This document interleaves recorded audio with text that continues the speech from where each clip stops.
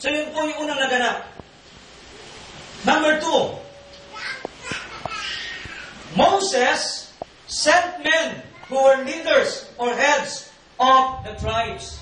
Sa chapter 13 and chapter 14, nagpadala na si Moses ng mga espiya.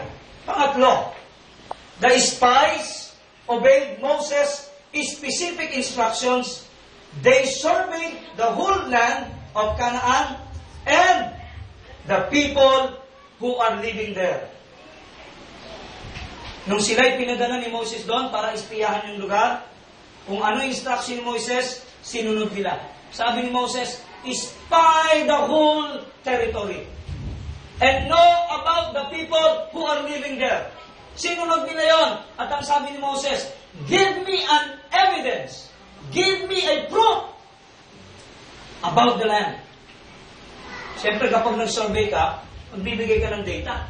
Magbibigay ka ng mga specification ng yung mga discoveries. Amen? Hindi pa pwedeng laway lang. Hello? Amen? Evidence will what? Give verification doon sa survey. Anong ginawa ng mga espiya? Lahat. Every areas.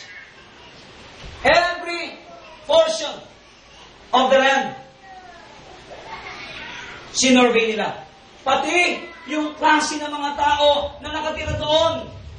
There are 7 tribes who are living in the land of Canaan. Now, tingnan niyo po Tingnan niyo po mga kapatid. Ang Canaan ay pinangako na ng Diyos sa kanila.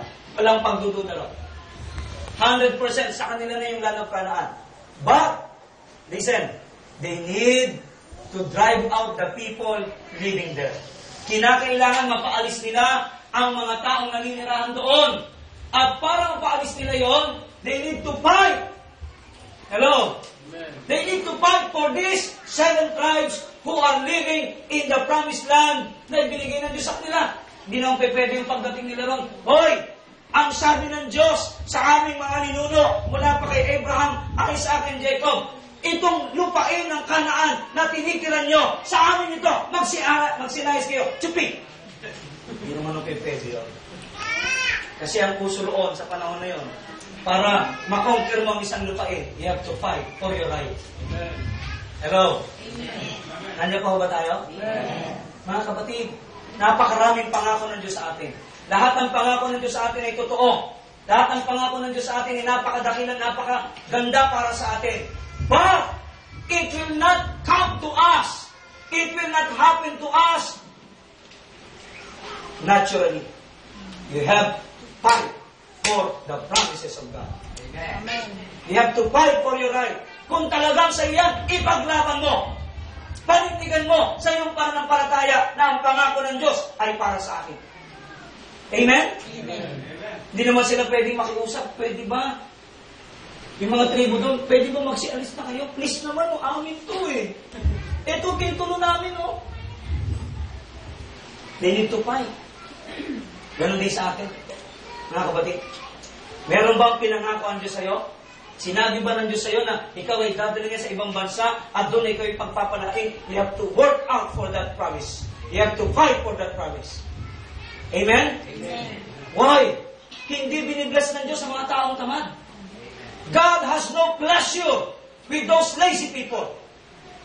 Amen? Amen. Kaya yung mga nagtuturo ngayon ng mga prosperity in a magical way, na ikaw raw, lagi mo lang sasabihin, yayaman ako, yayaman daw siya. Mga kapatid, ang pagyaman ng tao, ayaw sa paraan ng Biblia, you have to work out for the blessings. Hindi mo pwede yung para kasiwan tamad, titiha-tihaya ka lang, yayaman ka. Basta binubukas mo lang ng bibig mo, yayaman ako.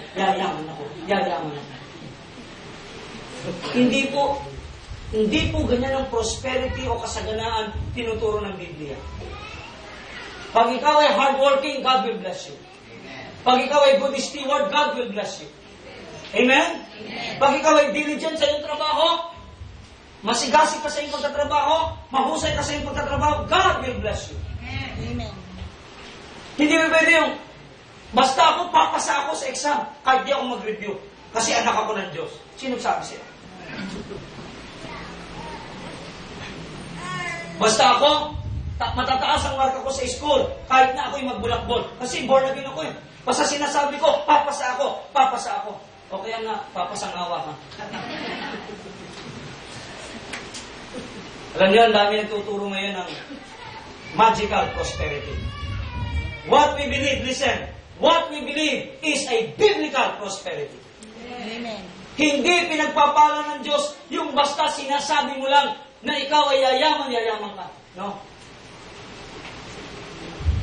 Hello? Kapangan natin ang Panginoon. Lahat ng area pinuntahan, lahat ng mga taong nakatira doon kinilala. At ang mga tao roon ay ang mga Amalekites, mga Anakites, mga Jebusites, mga Perizzites, mga Kirisites, mga Cushites, mga di nagtatites. Kasama yan, nandun sa tribo. Meron bang kabilang sa tribo dito na di nagtatites? Palalayasin ng Diyos yan. Yan ang number 1 kalaban ng simbahan ng Panginoon kung bakit hindi umuunlad ang gawain ng Diyos. Kung bakit marami manggagawa ng Diyos nagiging kawawa dahil doon sa mga kabilang sa tribo na mga di nagtatites. Hello? Amen. Sabi mo sa katabi mo, sana wala dito niyan. Mga di nagtatites. Yan ang pumapatay sa mga manggagawa. Yan ang nagpapahirap sa gawain ng Diyos. At yan ay itataboy ng Panginoon. Hello? Hello? Amen. Nandiyan pa ba kayo? Amen. At sabi ni Moses, bring me an evidence about the land. Kaya pumita sila ng ano? Pumita sila ng ubas. Tingnan nyo, yung chapter 13. Sa kanilang kampo, yung pinitas nilang ubas. Paano nila dinala? Hawak-hawak lang ba nila ganon? Ha? Bulsa-bulsa lang ba nila? Kagat-kagat ba nila? Paano nila dala? Yung ubas to, ubas ha? Pasang-pasan yung ubas. Ha, mga kapatid? 2 tao ang nagpapasa ng ubas. Gano'ng kalalaking ubas yun? Marahil ang bawat isang piraso kasing laki ng buko. Gano'ng kalaki. Ibig sabihin, gano'ng ka-bless yung lupain na na-discover nila na ipinangako ng Diyos sa kanila. Hallelujah. Ibig sabihin, kapag ang Diyos nag-bless, hindi tira-tira. Kapag ang Diyos nag-bless, hindi ordinary. It is extraordinary. Palakpakan natin ang Panginoon.